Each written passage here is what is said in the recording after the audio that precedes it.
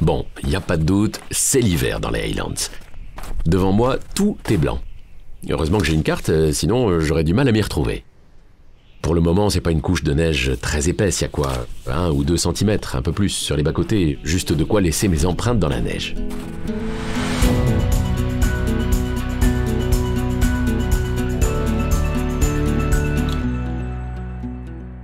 Épisode 8. Nez à nez dans les Highlands. J'ai dit que tout est blanc, mais c'est un peu exagéré. Le ciel est blanc, gris, il y a quelques bosquets verts et des forêts de sapins, toutes vertes aussi. Ça réchauffe un peu le tableau. Parce que pour le moment, il fait quand même très froid.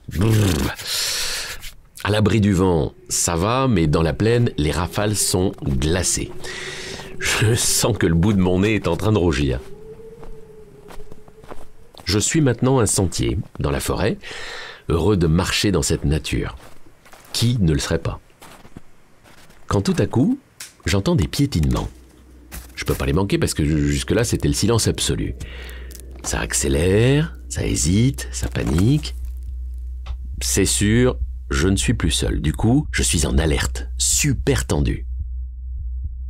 Au bout d'un moment, qui me semble une éternité, je vois quelque chose qui bouge derrière des arbres. J'hésite à faire la course de ma vie, mais finalement, c'est la curiosité qui gagne. Tout doucement, je me déplace pour essayer de comprendre ce qui se passe. Planqué derrière une branche, je vois enfin à qui j'ai affaire. Des cerfs. Ce sont des cerfs. Dans les Highlands, on peut en croiser assez souvent. J'en ai déjà vu, mais d'habitude, ils restent plutôt loin. J'avais essayé d'en approcher, mais à chaque fois, ils avaient des déguerpis aussi secs. Mais aujourd'hui, je suis quasiment nez à nez avec des cerfs.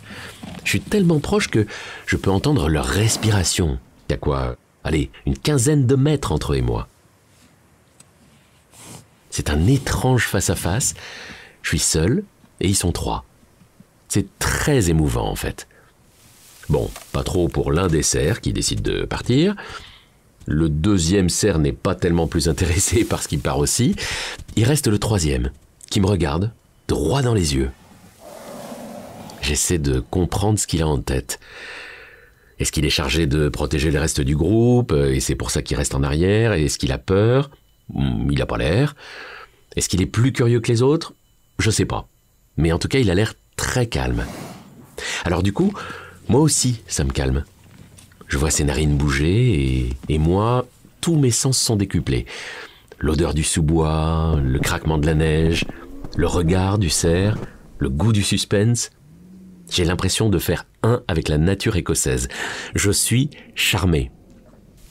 Au bout de quelques minutes, le cerf se décide à partir. Il me regarde une dernière fois avant de disparaître derrière les bosquets. Ça y est, le cerf n'est plus là. Mais son souvenir n'est pas prêt de s'effacer. Dans ma mémoire en tout cas, il est profondément gravé. Suivez toutes mes aventures sur les plateformes d'écoute et le site du whisky Sir Edwards. Sir Edwards, Sir of Scotland.